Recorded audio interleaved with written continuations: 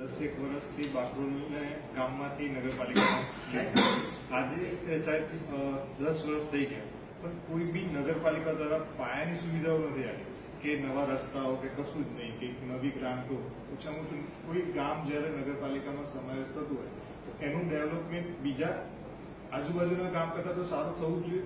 હાલની તારીખમાં એવું છે કે સાહેબ બીજા ગામડાઓ કરતાં ભાઈ આણંદ બાકરોલનું કેટલી પરિસ્થિતિ ખરાબ છે. ત્યાં તળાવ જો, રસ્તાઓ જો, આજે બી ત્યાં જૂના પથ્થર છે. ગામના જે પોલ છે ત્યાંથી મને હજુ જૂના પથ્થરો જ છે. બ્લોક પાસ થયા, 2 કરોડની ગટર લાઇનની યોજનાની જીડીએમ દ્વારા ગ્રાન્ટ પાસ થઈ છે.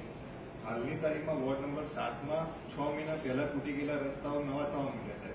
2 વર્ષથી તૂટી ગયેલી બાકરોલની એક બી રસ્તાઓ હજુ સુધી એમના વિસ્તારો જ્યાં ભાજપના વિસ્તારો હોય ત્યાં હમણાં ચાલુ કર્યા, પછી બંધ થઈ ગઈ. પાછો ત્યાં વોર્ડ નંબર 7માં કામ ચાલુ.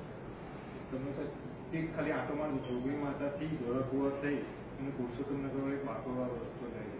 આ પ્રોપર મિડલ ક્લાસ ને બધા બંજારા ને બધા લોકો રહે છે આ વિસ્તાર. ઓછામાં ઓછા બીજું ચોમાસું ગયું, ચોમાસું આવે ને ત્યાંથી તો બાઇક કાઢવું બી મુશ્કેલ છે. ઓછામાં ઓછી ત્યાં 15-20 સોસાયટીઓ આવેલી છે, અંદર બંજારા કોલોની છે, રજપૂતોને બધા.